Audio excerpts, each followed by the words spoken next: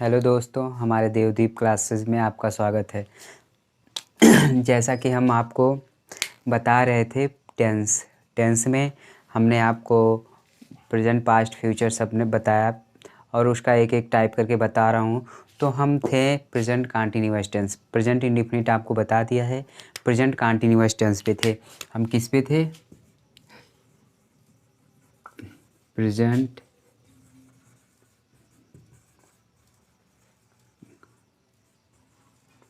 Tense. हम कहाँ पे थे? Present continuous tense. और इसका हम रूल्स बता रहे थे हिंदी को इंग्लिश में ट्रांसलेट करने के लिए। तो हम इसके रूल्स बता रहे थे। इसमें तो हमने आपको बताया था, जैसे वाक्य के अंत में क्रिया में रहा है, रही है, रहे हैं, रहा हूँ आदि शब्द लगे, वह हमारा प्रेजेंट कंटीन्यूअस टेंस होता है। ठीक है। इसका मतलब 3 वाक्यों में हम ट्रांसलेट करते हैं हिंदी वाक्यों को। पहला था हमारा क्या? Assertive sentence, assertive sentence. और दूसरा हमारा क्या है? दूसरे में हमारा होता है निगेटिव सेंटेंस, निगेटिव होता है। तीसरे में हमारा होता है इंट्रोगेटिव। क्या होता है? इंट्रोगेटिव होता है। ठीक है।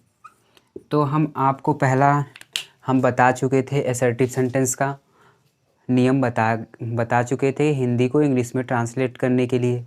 मतलब इसमें हमने बताया था कि एकवचनकर्ता के साथ इज और क्रिया की फर्स्ट फॉर्म में आईएनजी लगाएंगे, बहुवचनकर्ता के साथ आर और क्रिया की फर्स्ट फॉर्म में आईएनजी लगाएंगे, यू के साथ कर्ता यू के साथ आर और क्रिया की फर्स्ट फॉर्म में आईएनजी लगाएंगे। और बताया था आई के साथ एम और क्रिया की फर्स्ट फॉर्म में आईएनजी लगाएंगे। और उसका एक एक उदाहरण करके मैंने बताया था। यहाँ तक हम बता चुके हैं। तो आगे हम बताते हैं आपको आज निगेटिव और इंट्रोगेटिव सेंटेंस का। ठीक है। आइए देखते हैं निगेटिव सेंटेंस को इंग्लिश में कैसे ट्रांसलेट करेंगे। इसके भी कुछ रूल्स हैं, उसको हम बता दे रहे हैं आपको। जैसे निगेटिव होता क्या है आपको पहले से पता ही है। निगेटिव सेंटेंस मतलब नकारात्मक वाक्य होता है। ठीक है। निगेटिव सेंटेंस मतलब होता है नकारात्मक वाक्य, यानी वाक्य के अंत में क्रिया में रहा है, रही है, रहे हैं, रहा हूँ आदि शब्द आते हैं, लेकिन वाक्य के बीच में ना या नहीं लगा होता है, वह हमारा निगेटिव सेंटेंस होता है। ये हमें नकारात्मक यानी काम को नहीं करने का बोध कराता है कि इसमें नहीं होता है। निगेटिव इसमें हमेशा ना होता है। ठीक है। ये हमारा निगेटिव सेंटेंस होता है। तो अब इसको हम बताएंगे हिंदी को इंग्लिश में ट्रांसलेट कैसे करेंगे। तो इसका भी बेसिकली हमारा 2 रोल होता है। ठीक है। मैंने आपको पहले से ही बता चुका है कि हमारी जो हेल्पिंग वर्ब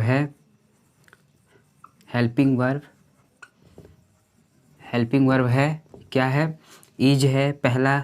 ठीक है। दूसरा आर है, तीसरा एम है। ठीक है। अब इसी के साथ हम क्या लगाएंगे कि हमारा वाक्य निगेटिव हो जाए। ठीक है। तो हम इसमें अगर इन हेल्पिंग वर्ब के साथ हम अगर NOT यानी नॉट, ठीक है, नॉट जोड़ देंगे तो हमारा क्या निगेटिव सेंटेंस बन जाएगा। ठीक है। तो अब हम आपको रूल्स बताते हैं निगेटिव सेंटेंस को इंग्लिश में ट्रांसलेट करने के लिए। ठीक है।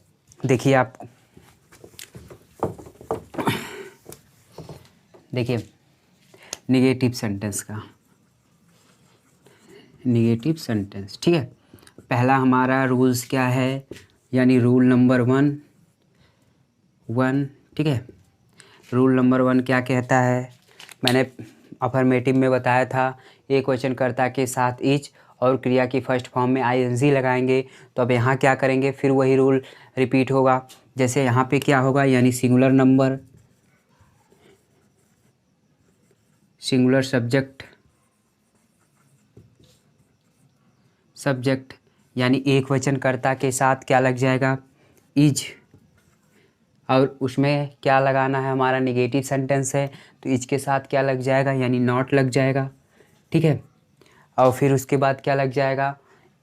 सिंगुलर सब्जेक्ट यानी एकवचनकर्ता के साथ इज, और उसमें मैंने बताया था अफर्मेटिव में। और अब यहाँ हम निगेटिव बता रहे हैं तो इज के साथ नॉट लग जाएगा। ठीक है। उसके बाद मैंने क्या बताया था? वर्ब की फर्स्ट फॉर्म ही लगानी है। ठीक है। तो अब यहाँ क्या हो जाएगा, वर्ब की फर्स्ट फॉर्म प्लस आईएनजी हो जाएगा इसमें, उसके बाद ऑब्जेक्ट एंड अदर वर्ड। ठीक है, ये हमारा पहला नियम हो गया। यानी सिंगुलर सब्जेक्ट यानी एक वचनकर्ता के साथ इज नॉट और वर्ब की फर्स्ट फॉर्म में आईएनजी का प्रयोग करेंगे। ठीक है, आईएनजी का प्रयोग करेंगे। जैसे वह रामायण नहीं पढ़ रहा है, इसका एक उदाहरण आपको फटाफट बता दें। जैसे वह रामायण नहीं पढ़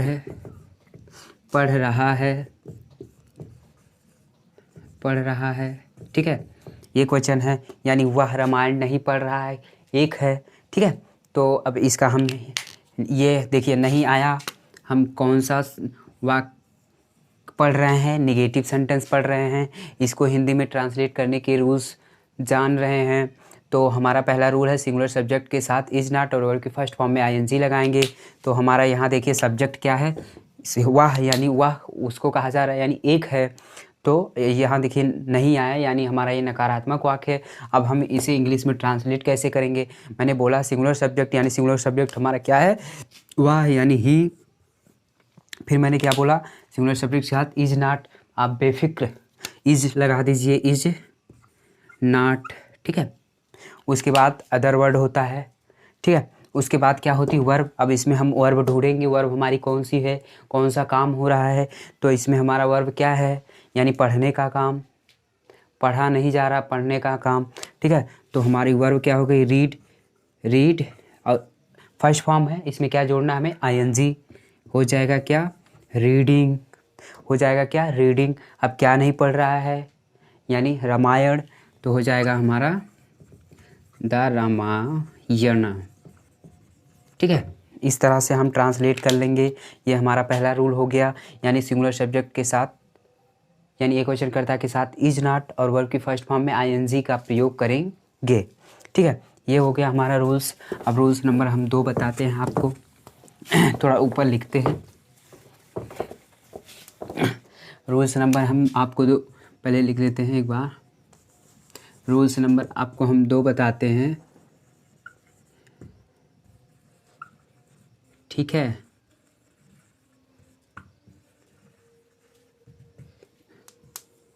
अब इसमें हम निगेटिव पढ़ रहे हैं,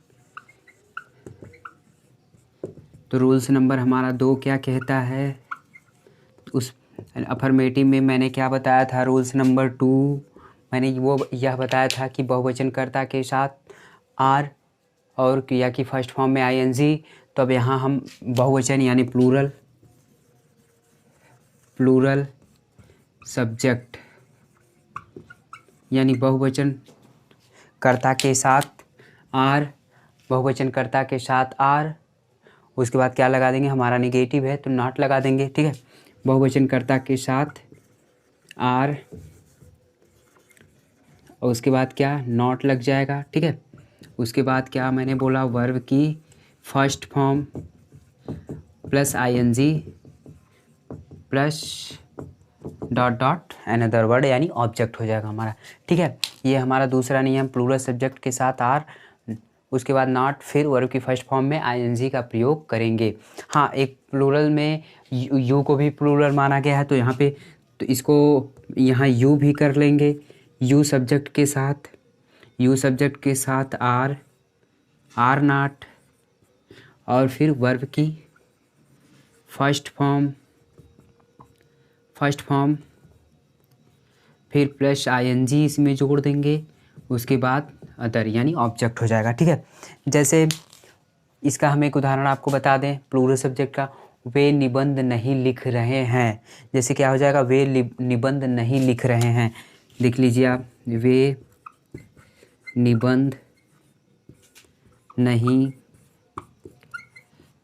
लिख रहे हैं।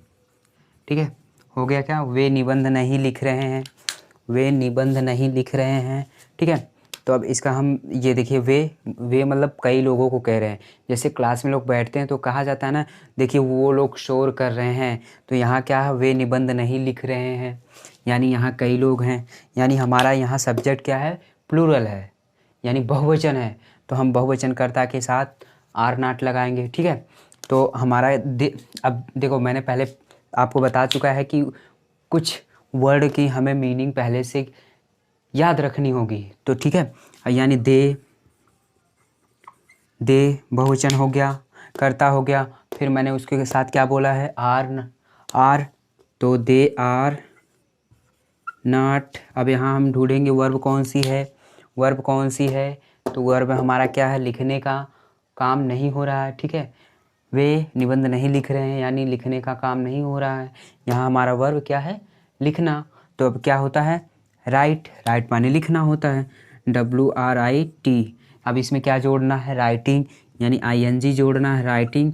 अब क्या नहीं लिखा जा रहा है, यानी एस्से, यानी निबंध, एन एस्से, ठीक है।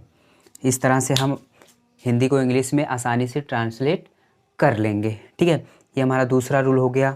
अब एक और बचा है, उसमें मैंने आपको बताया था क्या, एक 3 हेल्पिंग वर्ब होती है, इज, आर और एम होता है। मैंने तो इज और आर का बता दिया, अभी आई का बताना है, ठीक है। तो हमारा रूल तीसरा रूल में हो जाएगा, ठीक है। यानी आई कर्ता के साथ एम नॉट हो जाएगा, ठीक है। और वर्ब की फर्स्ट फॉर्म हो जाएगी, फर्स्ट फॉर्म में क्या लगाना है, ING, फिर उसके बाद अब ऑब्जेक्ट लिखना है, ठीक है, ऑब्जेक्ट लिखना है। ये हमारा हो जाएगा 3 रूल, ठीक है। पहला रूल भी इसमें लिख देते हैं हम, रूल नंबर 1 से जो हमने बताया, ठीक है। यानी सिंगुलर सब्जेक्ट, यानी एक वचन कर्ता के साथ मैंने बताया था इज नॉट, और वर्ब की फर्स्ट फॉर्म में ING बाद ऑब्जेक्ट, ठीक है। ये 3 रूल्स हम फॉलो करेंगे निगेटिव सेंटेंस को हिंदी को इंग्लिश में ट्रांसलेट करने के लिए, ठीक है। जैसे हम आपको उदाहरण बता दे रहा हूँ, आई का मैंने बोला तीसरा रूल कौन सा, आई के साथ एम और वर्ब की फर्स्ट फॉर्म में ING लगाएंगे। तो देखिए एक उदाहरण, जैसे मैं गीत नहीं गा रहा हूँ, ठीक है, इसका हो जाएगा मैं गीत नहीं गा रहा हूँ, ठीक है। गा रहा हूँ, देखिए यहाँ निगेटिव है ना, मैं गीत नहीं गा रहा हूँ, ठीक है। तो अब इसका हिंदी में इंग्लिश में ट्रांसलेट कैसे करेंगे, देखिए जैसे मैंने बोला आई का सब मतलब आपको पता होना चाहिए, कुछ वर्ड मीनिंग पहले से आपको आनी चाहिए, ठीक है। तो यहाँ पे मैं की क्या होगी इंग्लिश, ठीक है, यहाँ आई हो जाएगा। मैंने बोला आई के साथ क्या लगाना है, बिंदास, आप बिना कुछ सोचे, बिना हिचकिचाहट के आप आई के साथ क्या लगाएंगे, एम लगाएंगे। लेकिन ध्यान रहे प्रेजेंट कंटीन्यूअस टेंस में ही लगाना है, आई के साथ एम, ठीक है। आई के साथ एम नॉट मैंने बोला, एम नॉट, ठीक है। उसके बाद मैंने बोला वर्ब, हम वर्ब हमेशा ढूंढेंगे वाक्य में हमारा वर्ब कहाँ है, तो हमारा वर्ब क्या है, गाना, यानी सिंग, तो हो जाएगा सिंग। अब इसमें क्या जोड़ना है, ING, ठीक है, तो हो जाएगा सिंगिंग। अब क्या नहीं गा रहा है, गाना, तो हो जाए सिंगिंग ए सॉन्ग, यानी गीत। मैं एक गीत नहीं गा रहा हूँ, हो गया ना, I am not singing a song, मैं एक गीत नहीं गा रहा हूँ। इसी तरह ये 3 रूल्स फॉलो करेंगे आप हिंदी को इंग्लिश में ट्रांसलेट करने के लिए। इस तरह से नेगेटिव वाक्य ख़त्म हो गया। मैं आपको कुछ एक्सरसाइज प्रोवाइड करूँगा, उसको आप करिएगा, ठीक है, जिससे आपको पता चलेगा कि हम हिंदी को इंग्लिश में ट्रांसलेट कर पा रहे हैं कि नहीं, ठीक है। तो देखिए हमने निगेटिव का बता दिया।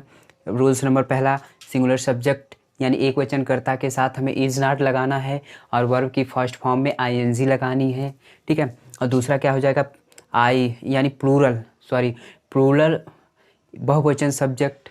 बहुवचन कर्ता के साथ आर नॉट और वर्ब की फर्स्ट फॉर्म में ING का प्रयोग करेंगे।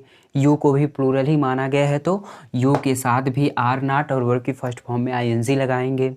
और आई कर्ता के साथ आई एम नॉट और वर्ब की फर्स्ट फॉर्म में ING और ऑब्जेक्ट लिखेंगे, ठीक है। इस तरह से हमारा नेगेटिव सेंटेंस खत्म हुआ। अब हमारा कौन सा है, इंट्रोगेटिव सेंटेंस। देखिए इंट्रोगेटिव सेंटेंस का हम आपको कुछ रूल्स बता रहे हैं, उसकी पहचान बता रहे हैं।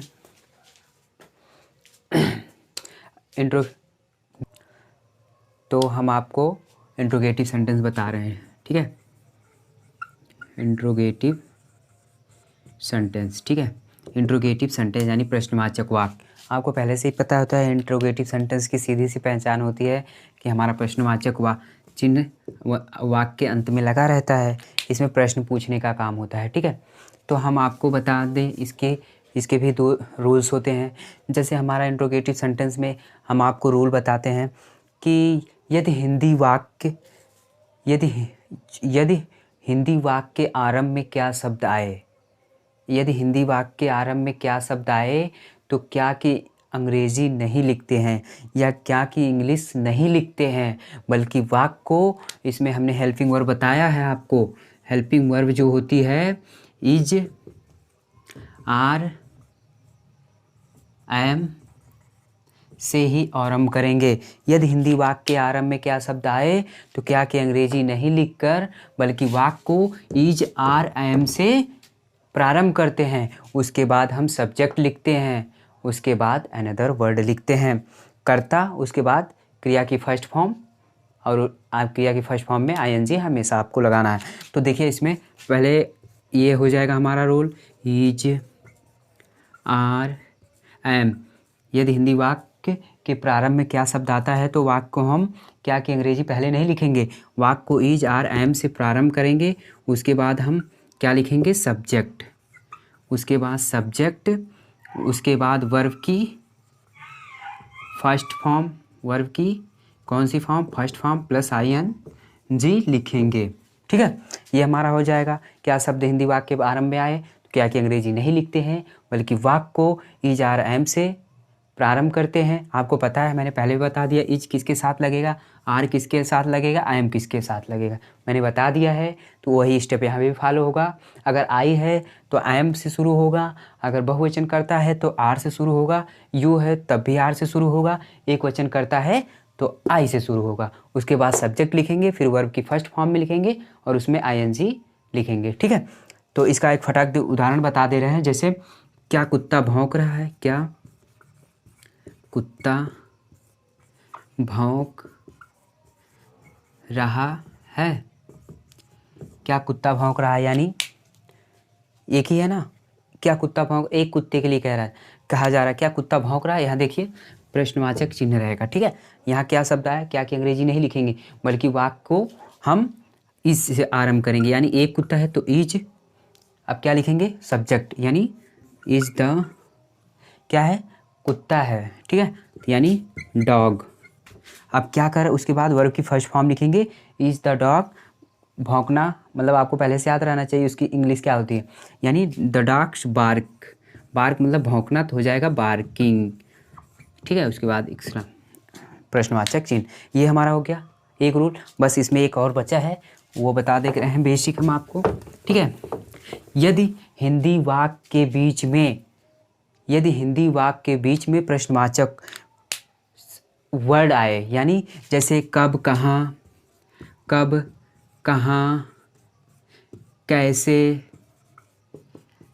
कैसे आदि शब्द आए तो इनकी इंग्लिश हम पहले लिखते हैं, उसके बाद helping verb is, are, am, उसके बाद सब्जेक्ट लिखते हैं, उसके बाद वर्ब की फर्स्ट फॉर्म ही लिखते हैं। यानी सीधा सी कहें WH टाइप, यानी WH क्वेश्चन टाइप अगर आता है हिंदी वाक्य के बीच में तो इसको हम पहले लिखते हैं, यानी प्रश्न चिन्ह, प्रश्न शब्द आता है, ठीक है। प्रश्न शब्द जो होता है अगर ये बीच में आए तो इसकी अंग्रेजी पहले लिखेंगे, फिर उसके बाद helping verb is, are, am, ठीक है, फिर उसके बाद सब्जेक्ट, उसके बाद वर्ब की फर्स्ट फॉर्म प्लस आईएनजी का प्रयोग करते हैं। तो इस तरह हम बताएं WH टाइप क्वेश्चन यानी प्रश्न शब्द आए, जैसे प्रश्न पूछने का, तो उसकी इंग्लिश पहले लिखेंगे, उसके बाद helping verb is are am, उसके बाद सब्जेक्ट प्लस और उसके बाद वर्ब की फर्स्ट फॉर्म में आईएनजी का प्रयोग करेंगे। इस तरह से हमारा अफर्मेटिव, नेगेटिव और इंट्रोगेटिव खत्म हुआ है, यानी हमारा प्रेजेंट कंटीन्यूअस टेंस खत्म हुआ। अब हम अगली वीडियो में आपको प्रेजेंट परफेक्ट टेंस बताएंगे। ये प्रेजेंट टेंस का तीसरा पार्ट है। तो अगर वीडियो अच्छी लगे तो चैनल को सब्सक्राइब करें और लाइक करें। धन्यवाद दोस्त।